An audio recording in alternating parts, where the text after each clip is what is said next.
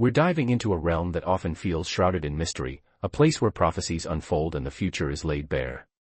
You'll be picturing cosmic battles, heavenly throngs, and a brand new earth. You might even find yourself wondering if you'd survive the sheer grandeur of it all, but don't worry, we're just talking about it. May peace rest upon your heart tonight as we journey through ancient visions. So, before you get comfortable, take a moment to like the video and subscribe, but only if you genuinely enjoy what I do here. And if you're up for it, drop your location and local time in the comments. It's always fun to see where everyone is listening from. Now, dim the lights, maybe turn on a fan for that soft background hum, and let's ease into tonight's journey together. You're standing at the precipice of understanding, looking out over a landscape many find confusing, the Book of Revelation. But what if I told you it's actually one of the simplest books in the New Testament, if you're looking for a chronological outline? Imagine, for a moment, being in a remote land, a place like Kazakhstan, soon after the breakup of the Soviet Union. You're among pastors who have never had formal theological training, their Bibles worn thin from diligent reading.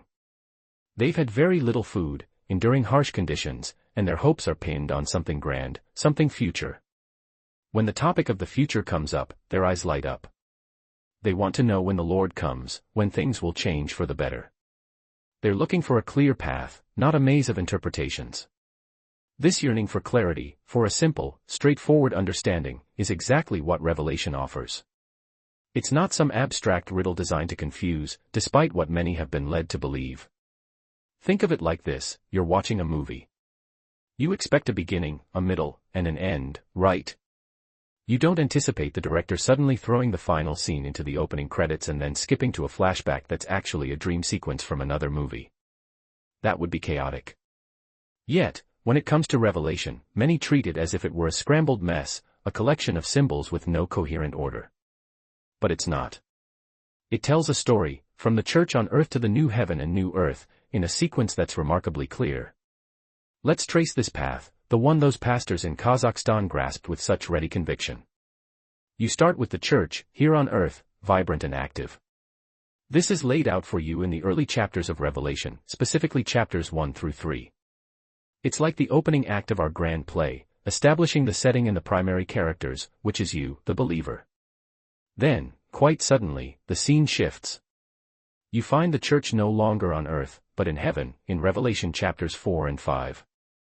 This abrupt change, this sudden appearance of the church in a heavenly context, strongly suggests an event. An event often referred to as the rapture. It's an unscheduled event, meaning there are no signs preliminary to it. It's instantaneous, in a moment, in the twinkling of an eye. You're here, then you're there. No traffic, no boarding passes, just, gone. Following this, a period of intense tribulation breaks out on earth.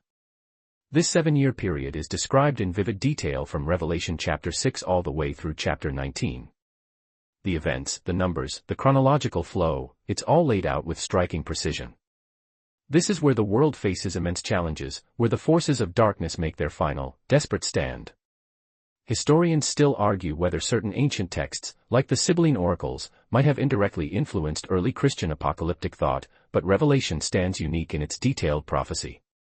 You might think of it as a historical fact that major empires have always had their rise and fall, often accompanied by widespread upheaval, and here you see a similar, ultimate pattern playing out on a cosmic scale. A quirky tidbit: did you know that during the Roman Empire, some emperors would issue decrees that would actually make future events seem like they were foretold prophecies? It was a way to cement their divine authority. But Revelation isn't playing those games, it's revealing. After these 7 years of tribulation, the story culminates with the dramatic return of Jesus Christ. He doesn't come back subtly. No, this is a triumphant, undeniable return to establish his 1,000-year kingdom on earth. This is called the millennium, and the word 1,000 itself is used about 6 times in Revelation chapter 20, leaving no room for ambiguity. It's not a metaphor, it's a literal 1,000-year reign. Then, at the end of this 1,000-year period, there's one final rebellion by Satan, which is quickly and decisively ended. And then, the grand finale, the entire universe, as we know it, literally implodes in an atomic implosion, and the Lord creates a new heaven and a new earth.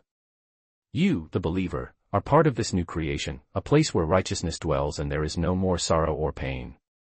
It's a journey from the present world, through trials, to an eternal, perfect future. It's surprisingly simple, isn't it? So, you've grasped the chronological flow, haven't you?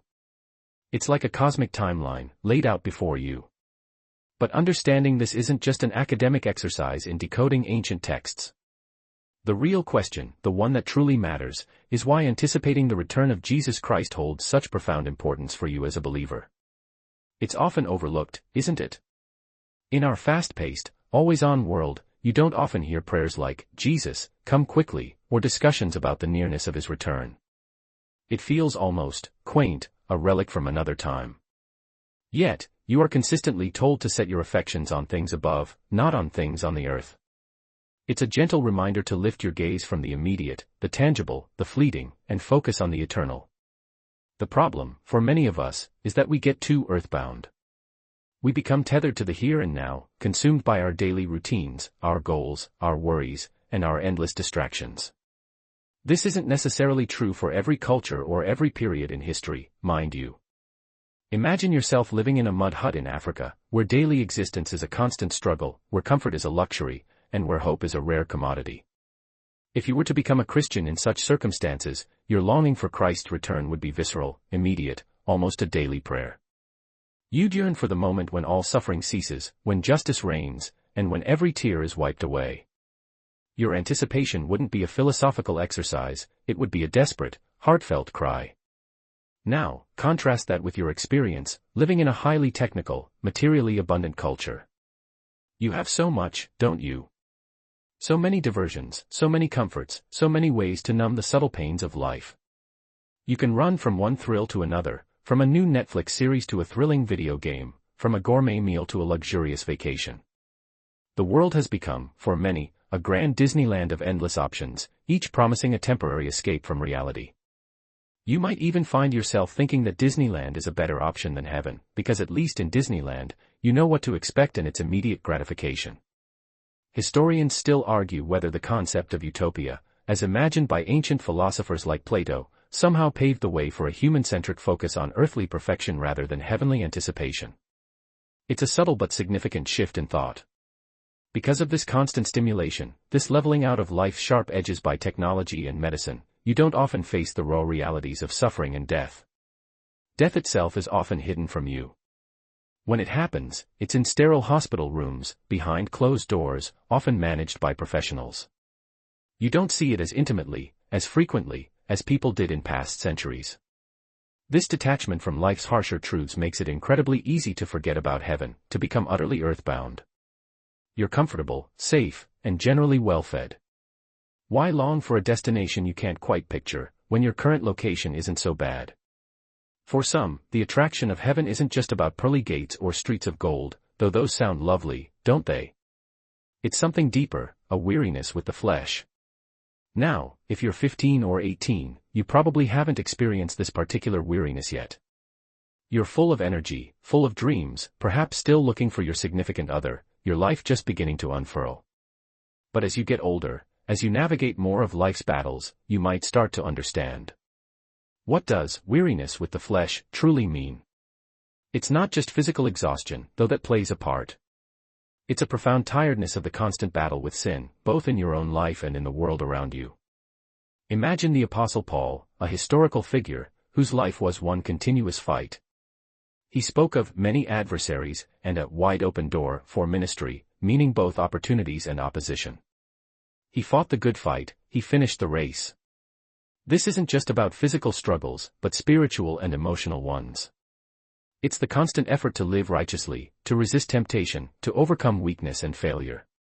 It's seeing the brokenness and pain in the world, trying to move the kingdom of God forward, one life at a time, often against immense resistance. You might even feel like, after years of trying to help people, you'll barely recognize them when they're finally perfected in heaven. It's a light-hearted thought, but it points to a deep, underlying weariness. This weariness is a call for rest, a longing for a time when the battle is over, when perfection reigns, and when you can finally, truly lay down your arms. It's a desire to be faithful to the end, but also an eagerness for that end to come. It's knowing that you have an imperishable, undefiled inheritance stored up for you, reserved in heaven, as the Bible says. It's not obscure, it's right there, clear and present. And that's something you, as a believer, truly need to contemplate and anticipate. You've heard the call for anticipation, felt the tug of weariness, and now you stand at the precipice of understanding why these feelings aren't just personal sentiments, but deeply rooted biblical truths. The reality of heaven, of Christ's return, isn't some distant, foggy concept meant only for theologians to debate. It's a foundational hope, designed to shape your life here and now. Think of it like this: if you knew a truly incredible, once-in-a-lifetime trip was coming, wouldn't you organize your life around it? You'd save, you'd plan, you'd eagerly anticipate the departure date. How much more so for a journey to an eternal, perfect dwelling? Consider the sheer practicality of such a hope. It grounds you.